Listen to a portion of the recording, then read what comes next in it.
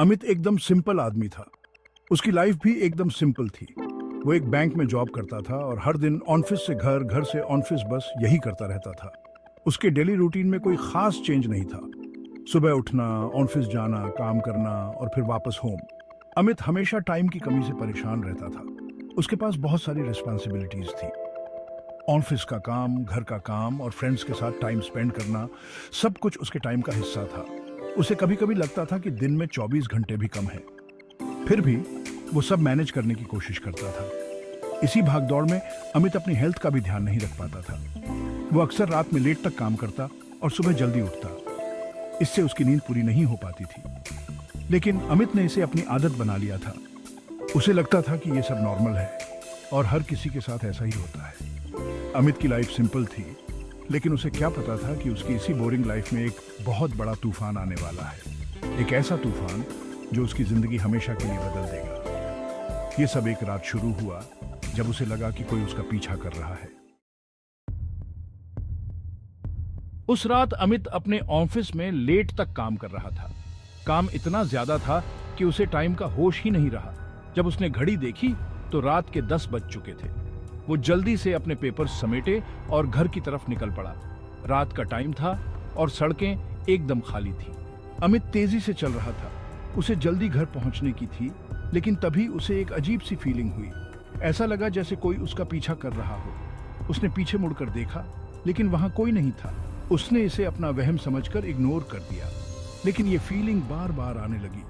अमित को बार बार लग रहा था कि कोई पीछे है। उसने फिर से पीछे मुड़कर देखा, लेकिन इस बार भी पीछे कोई नहीं था। उसके दिल की धड़कनें तेज हो गई थी। वो फिरने लगा था। उसे समझ नहीं आ रहा था कि आखिर हो क्या रहा है। अमित ने अपनी स्पीड और बढ़ा दी। वो जल्दी जल्दी अपने घर की तरफ बढ़ने लगा, लेकिन वो फीलिंग उसका पीछा नहीं छोड़ रही थी। उसे लग रहा था कि हर कदम के साथ कोई उसकी तरफ बढ़ रहा है। उसने सोचा कि ये सब उसके दिमाग का खेल है, लेकिन वो गलत था। जैसे ही अमित अपने घर के पास पहुंचा, उसे फिर से वही फीलिंग हुई। इस बार वो डर से कांप उठा। उसने फिर से पीछे मुड़कर देखा और इस बार उसे कुछ दिखा। एक काली परछाई जो उसकी तरफ बरछ रही थी। ये परछाई धीरे धीरे उसकी तरफ आ रही थी। अमित की सांसें रुक गई। उसे समझ नहीं आ रहा था कि क्या करे। वो भागने लगा, लेकिन वो परछाई भी उसकी स्पीड से बरछ रही थी। अमित को लग रहा था कि वो कहीं नहीं जा सकता। वो परछाई उसका पीछा कर रही थी। अमित ने अपने घर का दरवाजा तेजी से खोला और अंदर घुस गया। Gap 2S। उसने दरवाजा बंद किया और सांस लेने की कोशिश की, लेकिन उसका दिल अभी भी तेजी से धड़क रहा था। उसने खिड़की से बाहर झांका, लेकिन वहां कोई नहीं था। परछाई गायब हो चुकी थी। अमित को यकीन नहीं हो रहा था। क्या वो सच में कुछ देख रहा था या ये सब उसका वहम था? उसने खुद को संभालने की कोशिश की, लेकिन वो परछाई उसकी आंखों के सामने से हट नहीं रही थी। उसने सोचा कि शायद वो बहुत थक गया है और उसे आराम की जरूरत है। अमित ने सोने की कोशिश की, लेकिन उसे नींद नहीं आ रही थी। हर बार जब वो आंखें बंद करता, उसे वही परछाई दिखाई देती। उसे लग रहा था कि वो परछाई उसके रूम में भी है। वो डर के मारे उठ बैठता और चारों तरफ देखता, लेकिन वहां कोई नहीं था। अमित का मन बहुत घबरा गया था। उसे समझ नहीं आ रहा था कि क्या करे। उसने सोचा कि किसी से बात करे, लेकिन इतनी रात में किसे फोन करे। उसने अपने फ्रेंड विजय को फोन किया। विजय ने उसकी बात सुनी और उसे शांत रहने को कहा। विजय ने सोचा कि अमित बहुत थका हुआ है और उसे आराम की जरूरत है। अगले दिन अमित ऑफिस में भी बहुत परेशान था। उसे हर तरफ वही परछाई दिखाई दे रही थी। वो अपने काम पर ध्यान नहीं दे पा रहा था। उसके कोवर्कर्स भी उसकी हालत देखकर चिंतित हो गए थे। उन्होंने अमित को घर जाने की सलाह दी। अमित ने घर लौटने का फैसला किया, लेकिन वो परछाई का डर उसके मन में बैठ गया था। उसे लग रहा था कि वो परछाई हर जगह उसका पीछा कर रही है। उसने घर पहुंचकर दरवाजे बंद कर लिए और खिड़कियां भी बंद कर ली, लेकिन उसका डर कम नहीं हो रहा था। अमित ने ठान लिया कि वो इस राज का पता लगाएगा। उसने उस रात फिर से उसी रास्ते पर जाने का फैसला किया। वो जानना चाहता था कि वो परछाई आखिर है क्या। उसने एक टॉर्च और एक कैमरा लिया और अपने घर से बाहर निकला।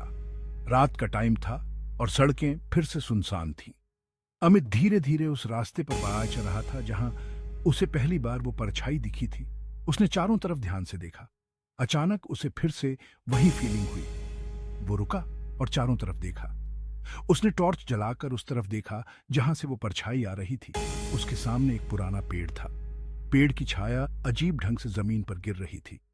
अमित ने धीरे धीरे पेड़ की तरफ बढ़ना शुरू किया। जैसे ही वो पेड़ के पास पहुंचा, उसे कुछ अजीब दिखाई दिया।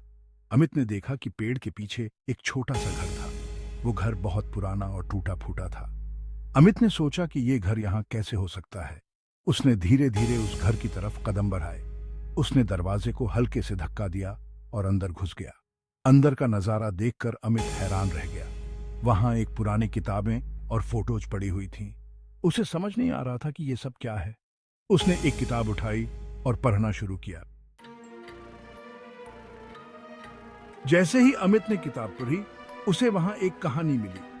कहानी उस घर के मालिक की थी जो खुद को एक अजीब साइंटिस्ट मानता था। उसने अपनी आत्मा को एक परछाई में बदलने का दावा किया था। वो परछाई उसी घर के आसपास घूमती रहती थी और लोगों को फियर आती थी। अमित को यकीन नहीं हो रहा था। उसने सोचा कि ये सब सिर्फ एक कहानी है, लेकिन तभी उसे फिर से वही परछाई दिखी। इस बार वो परछाई उसके बहुत करीब आ चुकी थी। अमित डर के मारे पीछे हट गया। अमित ने देखा कि परछाई धीरे धीरे एक इंसान का रूप ले रही है। वो समझ नहीं पा रहा था कि ये सब क्या हो रहा है। परछाई ने एकदम से आवाज में कहा, तुमने मेरे घर का राज जान लिया है। अब तुम्हारे पास दो ही रास्ते हैं, या तो यहाँ से चले जाओ और फिर कभी वापस मत आना, या फिर मेरी तरह एक परछाई बन जाओ। अमित को एक झटके में सब समझ आ गया। उसने तुरंत वहां से भागने का फैसला किया। वो तेजी से घर की तरफ भागा और बिना पीछे देखे अपने घर पहुंच गया। उसने दरवाजा बंद किया और चैन की सांस ली। उसने फैसला किया कि वो कभी भी उस रास्ते पर नहीं जाएगा, लेकिन उसके मन में हमेशा ये सवाल रहेगा कि क्या वो सच में एक परछाई थी या फिर उसके दिमाग का कोई खेल। ये राज हमेशा के लिए राज ही बना रहेगा।